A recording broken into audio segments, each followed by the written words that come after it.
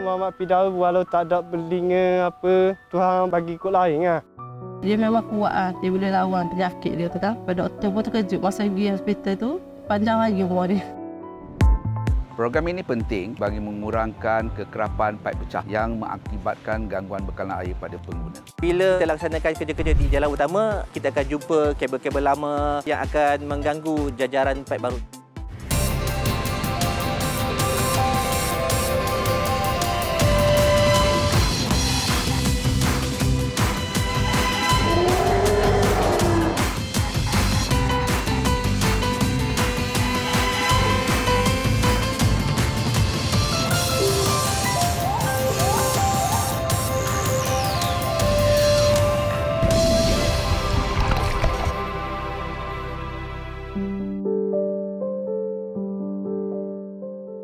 Kulit telinga dia nipis je macam kulit popiah. Kejut juga abang Messi doktor dia sambut tu. Dia cakap Firdaus ni tak ada telinga. Telinga lah, tak ada. Kebiasaannya pada peringkat awal kalau patau memang tidak kompatibel dengan life sebab selalunya dia akan ada kecacatan yang sangat teruk.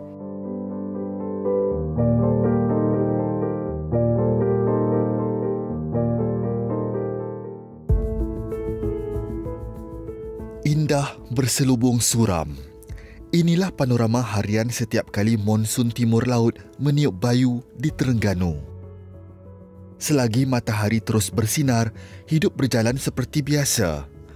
Awal pagi lagi, warga Kuala Terengganu turut memenuhi destinasi terkemuka, Pasar Payang, untuk membeli barang keperluan.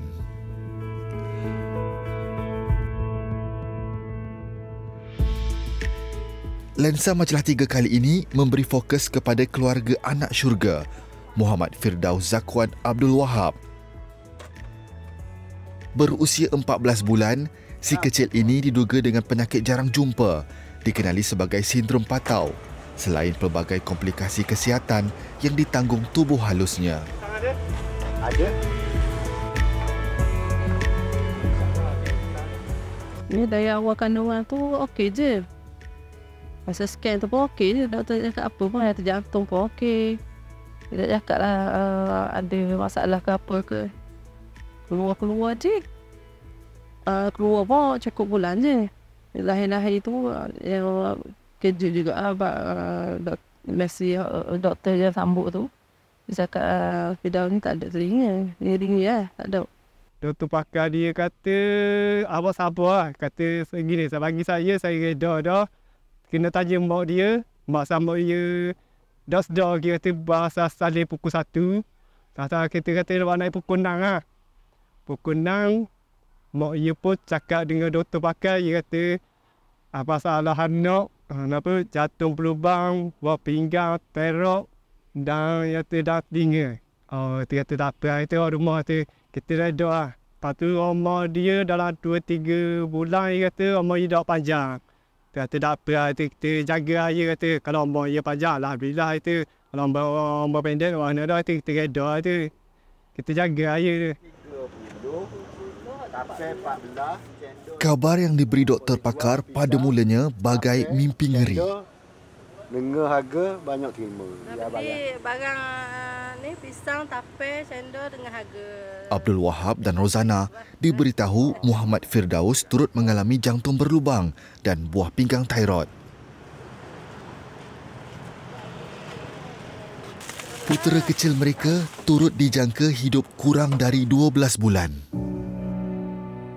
Dan lahir tu kita tengok nyanyi lah dengan wayar apa dengan duduk dalam tabung je dalam 2-3 hari. Jadi kita kata nak ambil gambar buat kenangan. Jadi kita simpan lah gambar tu.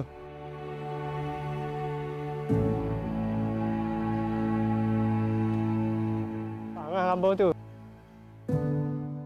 Abdul Wahab dahulunya bekerja di Gebeng, Pahang, nekat berhenti untuk memberi perhatian penuh buat anaknya yang kelima ini.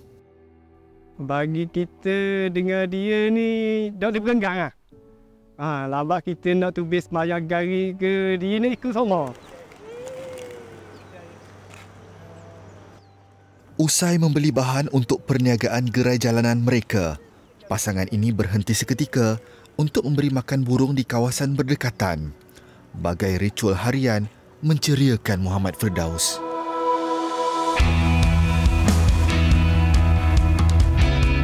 Sinonim dengan Terengganu, keluarga ini turut membeli hidangan popular negeri, keropok lekor. Tidak kira musim, makanan tradisi berasaskan ikan ini sentiasa tersedia oleh puluhan pembekal yang memproses beratus-ratus kilogram ikan setiap hari. Keropok yang telah direbus amat enak dimakan ketika masih berasap, tetapi menjadi kebiasaan untuk peniaga kecil seperti Abdul Wahab dan Rozana. Keropok segar yang dibeli akan digoreng dari tengah hari hingga petang.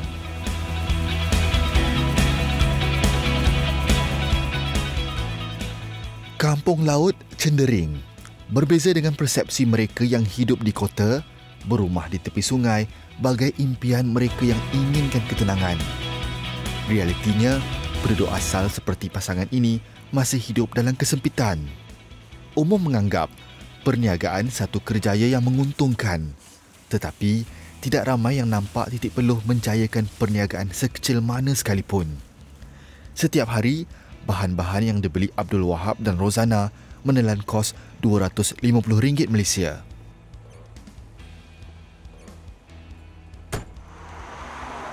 Bertapak berhampiran pasar kampung laut, Abdul Wahab dan Rozana mengambil masa sejam untuk membuka gerai jalanan mereka.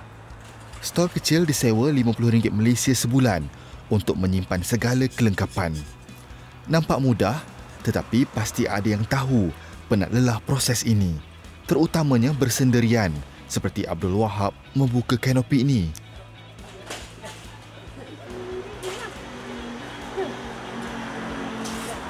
Dengan anak syurga mereka yang enggan berenggang, Rozana dan Abdul Wahab bergilir-gilir membahagi tugas untuk membuka gerai serta tempat untuk Muhammad Firdaus berehat dan bermain.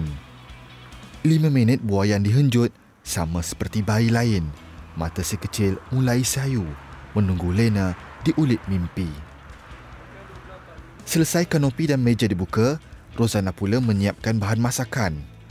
Biarpun situasi Muhammad Firdaus jauh berbeza berbanding anak raja, namun boleh dilihat ibu bapanya menatang minyak penuh, cekal menempuh cabaran demi anak tercinta. Adat berniaga di kawasan kampung, harga jualan mereka masih rendah. Pasangan ini hanya meraih purata RM80 Malaysia sehari. Ada hari, mereka hanya menanggung kerugian walaupun berjam bekerja tanpa henti. Sejak berusia 6 bulan lagi, di pasar kampung laut, di bawah bumbung inilah, Muhammad Firdaus berteduh sementara ibu bapanya bekerja. Rozana dan Abdul Wahab dari jam 11 pagi hingga ke 6 petang, 7 hari seminggu. Masa bercuti mereka hanya untuk ke hospital bagi rawatan susunan anak syurga ini.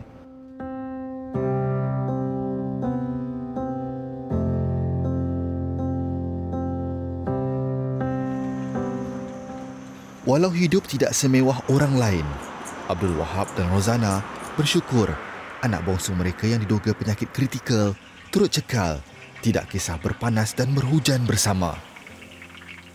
Ya, dia memang kuat ah. Dia boleh lawan penyakit dia tu kan. Dengan apa? Jatuh lubang dengan buah pinggang. Masa pergi hospital tu, doktor ingatkan dia ni maknanya macam tu dah umur dia tu. Doktor kata terkejut panjang lagi umur dia. Meski dilahirkan tanpa cuping dan lubang telinga, anak ini masih boleh mendengar seperti pada saat dia berinteraksi dengan jurukamera kami.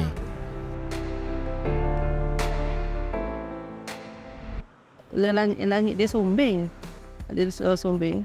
Tak buat lagi lah. Sebab tu dia isap botol tak kuat. Untuk isap botol tu dia tak kuat. Sebab tu dia pakai apa? Plastik. Demi nutrisi lengkap, pasangan ini berhabis ratusan ringgit untuk mendapatkan susu formula premium buat Muhammad Firdaus. Bagi dia ni Muhammad Firdaus walau tak ada berlinga apa, tapi alhamdulillah Tuhan bagi dia dengan orang bagi ku lain lah. Macam ke mulut ke pendengar yang, tapi kulit telinga je nipis je macam ke kulit popiah. Dia dah macam ke tebal lah kulit telinga je.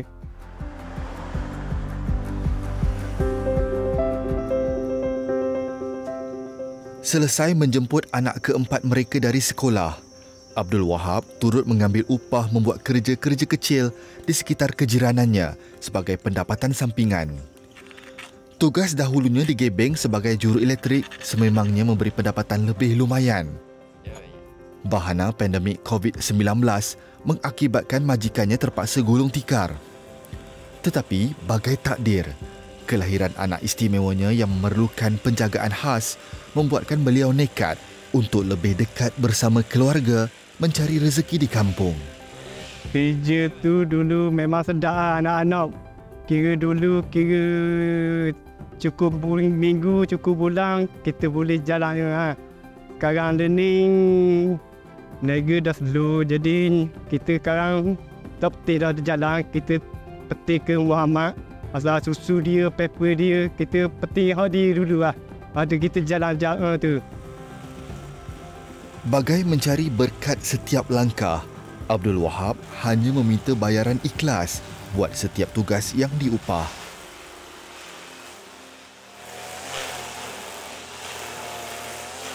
Anak bosa saya ni, kalau ia umur panjang, alhamdulillah saya syukur lah pada Tuhan. Apa itu takut ia boleh belajar yang terbaik ke untuk ia ke. Tu masa depan ia tu kita, pasal sekarang ni tengok dia pun aktif sikit, macam beri mainan-mainan pun. Pasal esok saya kena pergi di hospital, kena buat main mainan grafik ke kenapa. Orang rumah tahu lah. Biar dihantui ketidakpastian nasib anak istimewanya, Abdul Wahab tekun menggalas tanggungjawab sebagai ketua keluarga sebaik mungkin, memastikan segalanya cukup. Penat lelah, keluh kesah disimpan dalam diri. Ada kalanya diluahkan bersama rakan akrab. Kerja kecil-kecilan seperti ini, Abdul Wahab mengambil segala peluang yang ada. Lenguh dan demam ditolak tepi selagi kudrat mengizinkan.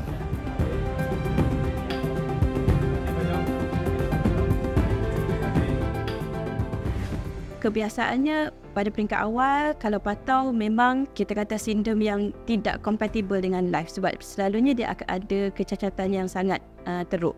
Tapi untuk Firdaus dia ada kecacatan yang sikit-sikit saja. Jantung dia tak berat sangat, ada lubang yang kecil saja. Buah pinggang dia satu berfungsi, satu tidak berfungsi. Bila kita buat scan kepala dia, otak dia tak ada kecacatan. So dia tak ada kecacatan major.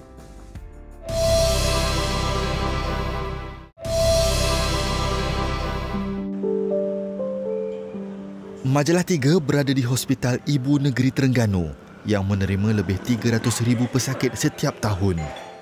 Kami mengikuti rawatan susulan anak istimewa yang dilahirkan dengan penyakit genetik jarang jumpa, sindrom patau.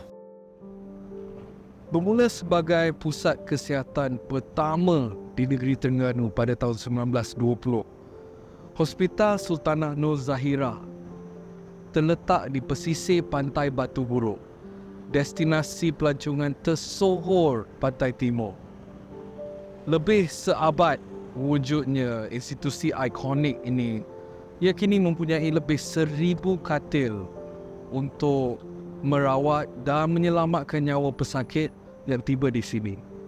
Di Jabatan Pediatrik saja, lebih 16,000 bayi dan kanak-kanak dirawat saban tahun. Di sinilah fraterniti doktor-doktor pakar merawat Muhammad Firdaus sekurang-kurangnya 3 hingga 4 kali sebulan sejak kelahirannya pada Ogos 2022.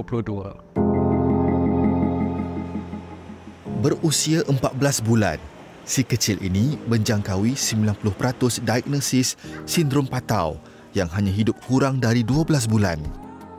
Dengan keunikan kes kesihatan seperti ini, Muhammad Firdaus memerlukan pemantauan rapi oleh pakar kanak-kanak dari segi progres tumbesarannya.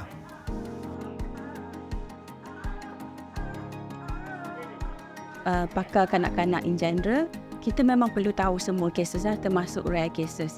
Kita cuba cater lah untuk tidak menghantar sebab sebagaimana kita tahu di Terengganu, di Pantai Timur ni, kita punya kebanyakan rakyatnya kita bukan dari golongan atas T20. Jadi kita cuba untuk limitkan kos mereka untuk pergi ke KL dan sebagainya. So kita cuba rawat di sini dan kita discuss dengan pakar yang manage kes-kes yang lebih kompleks. Istimewanya ciptaan ilahi, Muhammad Firdaus mampu mendengar biarpun tiada telinga. Hakikatnya, deria pendengaran merupakan proses kompleks yang bukan sahaja membabitkan organ telinga, malahan saraf auditori dan otak. Jika seseorang itu tidak mempunyai cuping dan lubang telinga ataupun penny, organ dalaman seperti koklea masih mampu membawa gelombang bunyi sebagai isyarat yang terus berhubung ke otak. Kadar pendengaran yang diterima berbeza untuk setiap individu. Kandungan ibu ni tu, dia tidaklah 100% kita kata normal. Dia ada sedikit, kita panggil polyhydramnios, iaitu air ketuban yang banyak. Okay, dan kebiasaannya ia selalu berlaku dalam ibu yang mempunyai kencing manis lah. Okay, dan biasanya kita akan tengok bila ada polyhydramnios, so biasanya kita akan suspek sesetengah kecacatan mungkin akan ada lah. Tetapi bila kita buat scan tu, kita tak nampak kecacatan yang kita kata major. Kita cuma nampak polyhydramnios tu dengan dia punya tali pusat tu ada sedikit macam kita kata ketulan air, cyst. Rutin rawatan susulan anak kecil ini termasuk menukar tiup pemakanannya. Di bahagian kanak-kanak ni, bila suatu kelahiran, kita akan periksa dari kita kata head to toe setiap kanak-kanak. So, bila kita periksa suatu kelahiran, Muhammad Firdaus ni memang ada beberapa ciri-ciri yang kelihatannya seperti patau. Kebiasaannya pada peringkat awal, kalau patau memang kita kata sindrom yang kita kata tidak kompatibel dengan life sebab selalunya dia akan ada kecacatan yang sangat teruk. Tapi untuk Firdaus, dia ada kecacatan yang sikit-sikit saja. Jantung dia tak berat sangat, ada lubang yang kecil saja. Buah pinggang dia satu berfungsi, satu tidak berfungsi. Bila kita buat scan kepala dia, otak dia tak ada kecacatan. So, dia tak ada kecacatan major. So, saya rasa sebab tu umur dia lebih panjang lah, melangkaui setahun. Sindrom patau adalah gangguan pada kromosom 13 waktu persenyawaan dan hanya berlaku 1 dalam 5,000 kelahiran. Untuk kebanyakan rare disease, contoh macam patau ataupun lagi satu yang biasanya tidak kompatibel dengan life ni, itu Edward, yang pernah kita kata from case studies tu around 5-6 years old macam tu. Okay, tapi it depends on pemakanan dia, all that semua lah, dari segi kecacatan dia dan juga yang lain-lain tu. Muhammad Firdaus turut mempunyai kecacatan pada dinding perut yang menyebabkan sedikit isi perut terkeluar. Kita dah explain regarding dia punya life expectancy tu, cuma wallahualam kita memang tak tahu bila kita akan tak ada kan. Jadi apa yang kita boleh bantu adalah kita support lah. So maksudnya kita just supportive treatment so that parents selesa, Firdaus selesa, so that then kita tengok lah, it's not really kita kata waiting for death lah. So just kita selesakan hidup mereka, happykan Firdaus dan juga family dia. Seharian di hospital, keluarga ini mengambil peluang yang ada menghirup udara segar, berehat dari realiti biar seketika. Hak tu orang kampung kita nak awal dah hak kita reda lah. Hak tu kita tanya abang sebelah rumah, kita kata saya ni doktor nak buat pedahan plastik dengan ya. Dia kata abang kata tak payah pakai gini lah. Macam gini pun comel dah ya. Istimewa pun ada pakai dengan pedahan plastik. Kita kata ikut anda abang lah. Kita reda je gana-gana tu. Adat buat individu istimewa, pasti ada yang menoleh pandang. Tetapi buat Muhammad Firdaus, ramai yang ikhlas, senyum berbalas, malah ada yang berbudi menghulurkan sumbangan.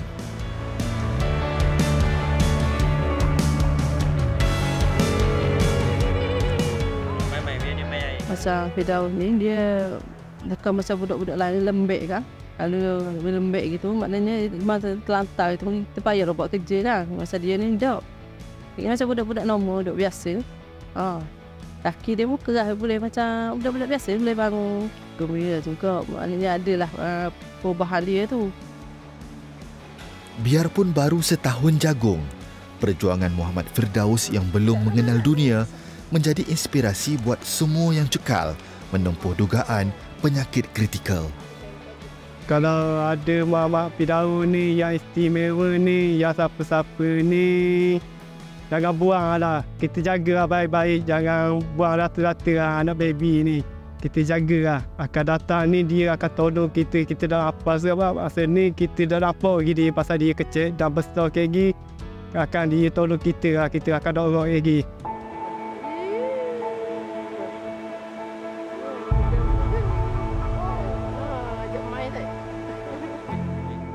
Allah tidak menguji hamba-Nya melebihi kemampuan mereka.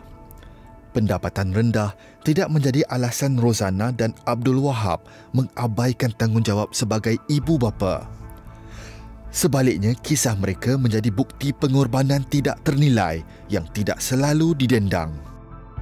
Bagai kering air mata, hati sekeras berlian, pasangan ini memecahkan segala kesedihan demi membesarkan satu-satunya anak istimewa mereka.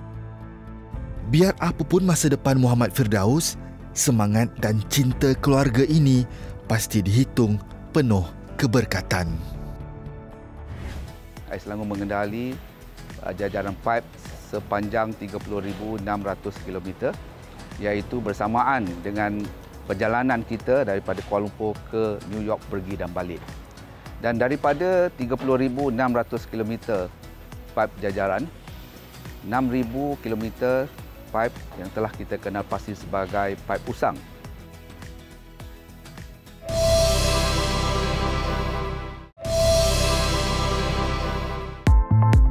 Kebocoran di depan surau Nurul Iman tu, panggillah Air Selangor datang meeting. Apa ke masalahnya kan? Sebab kerap sangat bocor di jalan besar yang kita buat itu kan. Itulah kita harapkan sangat kali ni, lepas ni tak adalah macam jalan besar tu yang laluan besar, laluan utama Padang Jawa ni, jalan Mak Raji tu tak adalah bocor macam yang dulu-dulu tu.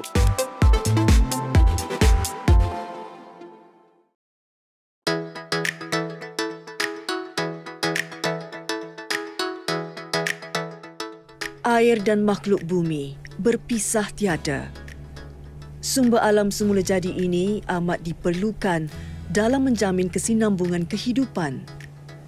Di negeri Selangor, Kuala Lumpur dan Putrajaya sahaja terdapat 9.1 juta pengguna bergantung hidup kepadanya.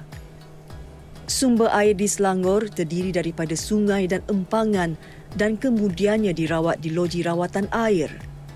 Air ini kemudian disalurkan kepada pengguna melalui jajaran paip yang disediakan oleh Pengurusan Air Selangor Sdn Berhad, lebih dikenali sebagai Air Selangor.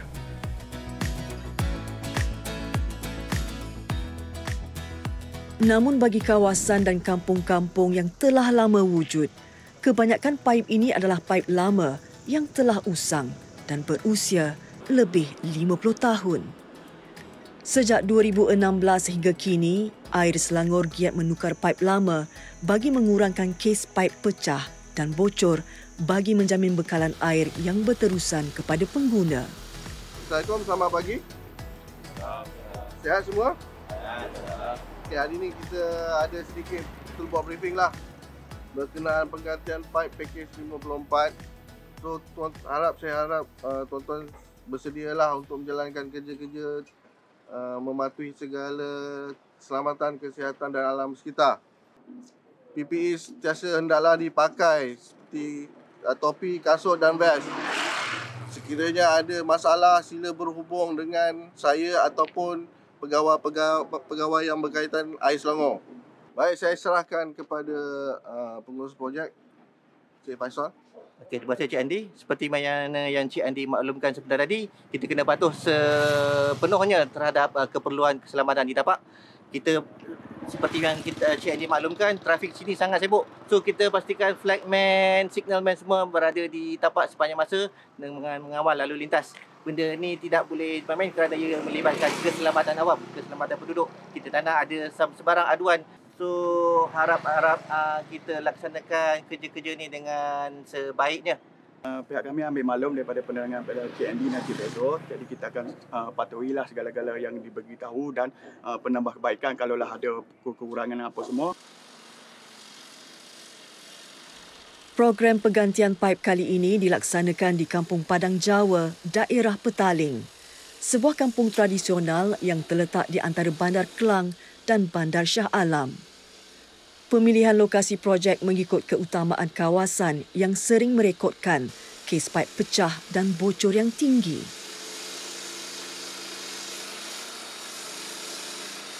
Bahan paip lama adalah dari jenis simen asbestos.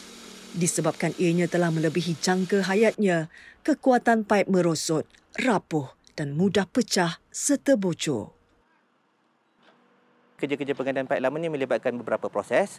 Pertama, kita kena lantik jurutera perunding untuk kita reka bentuk jajaran paip baru.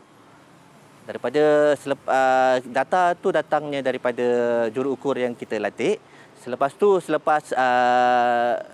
reka bentuk siap, kita akan kemukakan permohonan permit korekan kepada pihak berkuasa jalan yang terlibat. Selepas permohonan permit selesai, permit dikeluarkan oleh pihak berkuasa tempatan, barulah kita boleh laksanakan kerja-kerja di tapak. Kerja-kerja ini melibatkan, selepas kita beri penerangan kepada penduduk, kita akan mulakan kerja-kerja korekan di tapak yang mana ia melibatkan kerja-kerja pemotongan jalan, korekan, pemasangan paip, kambusan semula paip, kita pasang pipe fittings, hydrant, meter stand dan seterusnya. Proses-proses ini melibatkan beberapa proses yang agak rumit dan panjang. Bagi kelancaran program penggantian paip di kampung ini, Pegawai Air Selangor yang berpengalaman lebih 15 tahun, Muhammad Faisul Mat Buang daripada Jabatan Perancangan dan Kerja-Kerja Kapital Air Selangor, sering berurusan dengan Haji Abdul Halim Hassan, Ketua Kampung Padang Jawa, daerah Petaling. Ni kerja-kerja ni di bawah Air Selangor, yang mana keseluruhan Kampung Padang Jawa Petaling ni kita akan tukar paip lama kepada paip baru tu. So kita akan bermula daripada jalan Padang, persimpangan Jalan Padang Jawa sepanjang Padang Jalan Mat Raji dan kita pusing balik. Maknanya nanti Air Selangor yang ni Jalan Mat Raji yang belah sini kanan dulu. Betul. Lepas tu baru yang belah sana punya. Pusing dan baru ke kanan. Maksudnya kita akan start kiri. Maknanya yang ini untuk belah sini Jalan Bilawan tu. Sana untuk jalan Tegas. Betul. Saiz yang kita akan tukar, yang akan pasang baru adalah saiz 250 kiri dan kanan. So selepas kita laksanakan penggantian paip ni, insya-Allah tekanan paip di kawasan ni akan bertambah dan kejadian paip pecah bocor pun insya-Allah kita akan dapat selesaikan. Kita akan laksanakan dalam jangka masa 6 bulan sekurang-kurangnya. So dalam waktu tersebut kita mengharapkanlah bantuan daripada Tok Ketua untuk mewar-warkan kepada penduduk untuk bersama-sama kamilah bantu apa yang kita boleh percepatkan bagi kami punya penyiapan projek. Kampung ni memang memang kecil, hendaknya waktu maghrib selalu orang mengeluh lah macam mana kita nak settlekan masalah ni. Tapi alhamdulillah lah, selepas ada satu kebocoran di depan surau Nurul Iman tu, panggillah Air Selangor datang meeting. Apa masalahnya kan? Sebab kerap sangat bocor di jalan besar yang kita buat itu kan. Lepas tu dia dapat detect, rupanya paip tu dah lama sangat. Sebelum kita laksanakan kerja-kerja penggantian paip bagi sesuatu kawasan, kita akan membuat sesi penerangan kepada ketua penduduk, ketua kampung dan juga wakil-wakil penduduk yang lain. Daripada sesi terbual, kita akan buat engagement lah dengan penduduk. So sekiranya ada apa-apa aduan, ketidakpuashatian terhadap kerja-kerja yang dilaksanakan, kita akan terus berjumpa dengan penduduk tersebutlah untuk berdasarkan apa jua aduan yang mereka kemukakan. Menurut pemangku Ketua Pegawai Eksekutif Air Selangor, Insinyur Abbas Abdullah, Pelaksanaan program penggantian paip di Kampung Padang Jawa memakan belanja sebanyak RM6 juta melibatkan kerja-kerja di Jalan Mat Raji sepanjang 5.3 km dan Jalan Kampung Jawa sepanjang 400 meter. Sehingga kini akhir September 2023, Ais Selangor mengendali jajaran paip sepanjang 30,600 km, iaitu bersamaan dengan perjalanan kita daripada Kuala Lumpur ke New York pergi dan balik. Dan daripada 30,600 km paip jajaran, 6,000 km paip yang telah kita kenal pasti sebagai paip usang. Menerusi penggantian paip air sejak 2016, Ais Selangor telah pun menggantikan sepanjang 670 km di lokasi-lokasi kritikal ataupun hotspot yang telah dikenal pasti. Ini bersamaan 10% daripada angka 6,000 km paip usang yang telah dikenal pasti. Berdasarkan statistik, 55% paip pecah adalah disebabkan paip usang. Paip baharu yang akan digantikan adalah daripada jenis ductile iron yang lebih lasak dan jangka hayat yang lebih lama. Program ini penting terutama sekali bagi mengurangkan kekerapan paip pecah yang mengakibatkan gangguan bekalan air pada para pengguna. Kedua, program ini juga penting bagi kita mengurangkan kadar kehilangan air tidak berhasil ataupun non-revenue water. Dan yang ketiga, setelah paip-paip ini telah ditukar, dia akan memberi perkhidmatan yang baik pada pengguna dari segi tekanan bekalan air dan juga kemampanan bekalan air kepada para pengguna. Antara yang selalunya mencabar adalah apabila kita laksanakan projek di kawasan pusat bandar Kuala Lumpur. Manakala semua orang tahu pusat bandar Kuala Lumpur ni tidak pernah sunyi daripada kesibukan siang ataupun malam, pasal kita akan menghadapi penduduk yang bermacam-macam kerenah lah daripada siang ataupun malam.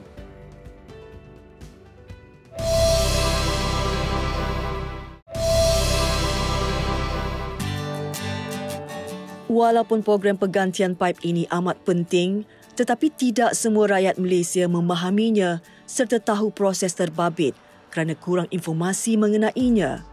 Ini menyebabkan sering timbul tanda tanya di kalangan pengguna.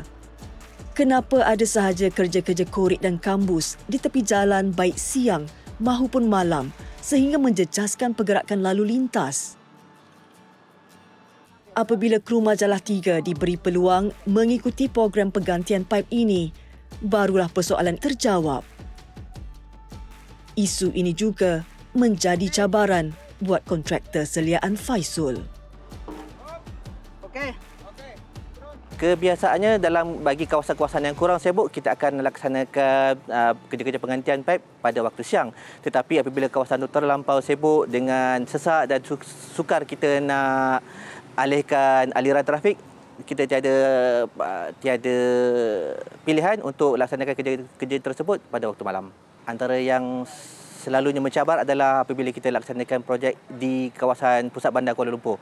Manakala semua orang tahu pusat bandar Kuala Lumpur ni tidak pernah sunyi daripada kesibukan siang ataupun malam, pasal kita akan menghadapi penduduk yang bermacam-macam kerenah lah daripada siang ataupun malam.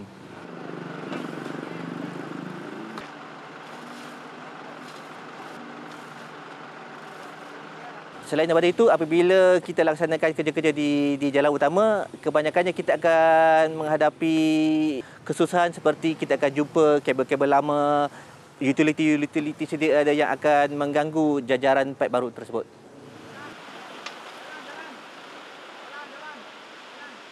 Meskipun berhadapan dengan pelbagai rintangan, termasuk fasa endemik COVID-19 pada April hingga pelarasan tarif air untuk pengguna bukan domestik dan kategori khas pada Ogos tahun 2022. Program penggantian paip telah berjaya menurunkan kadar paip pecah kepada satu angka yang baik, iaitu 5.35 kes paip pecah berbanding penanda aras antarabangsa, iaitu 13 kes bagi setiap 100 kilometer. Proses penggantian paip ini melibatkan beberapa peringkat yang mana kita kena laksanakan pemasangan paip sampai ke penghujung. Selepas itu kita kena uji pastikan tiada kebocoran kepada paip baru. Apabila telah paip itu telah siap lulus diuji, barulah kita kena korek semula untuk kita pasang paip komunikasi ke meter air pengguna. Proses ini akan melibatkan korekan semula dan kambur semula. Air Selangor memperuntuk perbelanjaan modal atau CAPEX sebanyak 35 bilion ringgit dalam pelan perniagaannya pada tempoh 30 tahun, sekaligus memastikan khidmat terbaik menerusi 34 loji rawatan air. Turut disediakan peruntukan sebanyak 150 juta ringgit setiap tahun untuk program penggantian paip. Segala usaha yang dilakukan ini bagi merealisasikan visi 2030 Air Selangor menjadi penyedia perkhidmatan air terkemuka di Asia.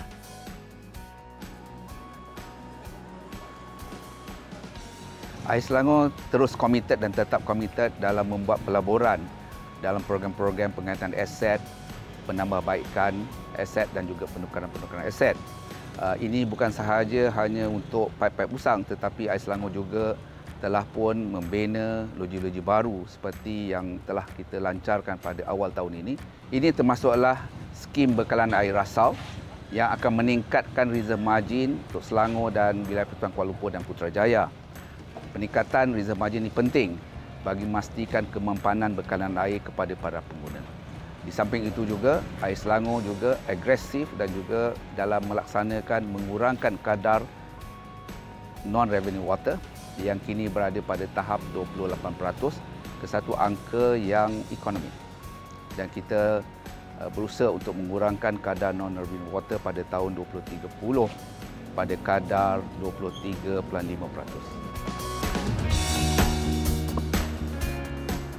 Faisal menyatakan proses kerja bagi pelaksanaan projek penggantian paip di sesuatu lokasi akan memakan masa beberapa bulan.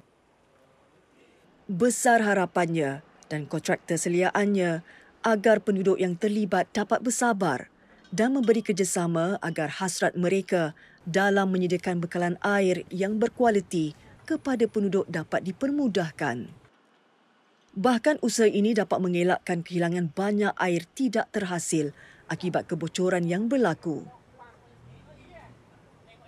Penggantian paip ini akan dilaksanakan di lebih kawasan di sekitar Selangor dan Kuala Lumpur. Saya mengharapkan agar penduduk faham dengan situasi serta kepentingan terhadap projek yang akan kami laksanakan ini. Dan harap penduduk akan bersabar apabila kerja-kerja ini dilaksanakan di tapak kelak. Dalam apa jua kerjaya yang berkaitan perkhidmatan, detik yang paling menggembirakan seseorang yang menceburinya saat pengguna dapat menikmati perkhidmatan mereka. Begitu juga dengan Faisal dan kontraktor di bawah seliaannya. Antara kepuasan yang saya terima selepas kerja-kerja disiapkan adalah apabila pengguna dapat menikmati air daripada paip baru dengan tekanan yang lebih baik, dengan kualiti air yang lebih baik. Dan tiada lagi kes-kes kebocoran yang akan berlaku di kawasan tersebut. Bagi Ketua Kampung Padang Jawa Petaling, Haji Abdul Halim Hassan, walaupun baru saja 2 tahun berkhidmat di kampung ini, kerjasama dengan Air Selangor adalah khidmat masyarakat kedua terbesarnya selepas menguruskan banjir besar sewaktu beliau baru menyandang jawatan berkenaan. Assalamualaikum, Tok. Apa khabar, Tok? Alhamdulillah. Sihat. Ya, alhamdulillah. Ya. Lama tak jumpa kan? Itulah. Lama betul tak jumpa, Tok. So, macam mana, Tok, dengan kualiti tekanan air yang diterima oleh penduduk? Okey, selalunya waktu maghrib tu orang balik kerja, balik sekolah, orang mandi, semua orang nak gunakan bilik air. Selalunya air memang kecil kan kat sini. Tapi sekarang ni alhamdulillah. Daripada Air Selangor, saya rasa ucapkan terima kasih kepada Tok dan juga penduduk kampung atas kerjasama yang diberikan. Harap kerjasama ni kita akan teruskan di masa akan datang lah, Tok. Siapa yang tak perlukan air kan? Memang penting sangat air. Api kita boleh ni lagi kan, elektrik kan. Air tak boleh, memang mesti kena. Itulah kita harapkan sangat kali ni, lepas ni tak adalah macam jalan besar tu, yang laluan besar, laluan utama Padang Jawa ni, Jalan Mak Raji tu, tak adalah bocor macam yang dulu-dulu tu. Macam seminggu sekali. Air adalah anugerah Tuhan yang sangat bernilai kepada seluruh hidupan di muka bumi ini. Manusia mungkin masih boleh hidup dengan selesa selama beberapa hari tanpa teknologi moden. Tetapi tanpa air, alam menjadi gersang. Usaha Air Selangor memastikan bekalan berkualiti kepada penggunanya sudah tentu dapat meningkatkan taraf kehidupan yang lebih baik pada masa hadapan.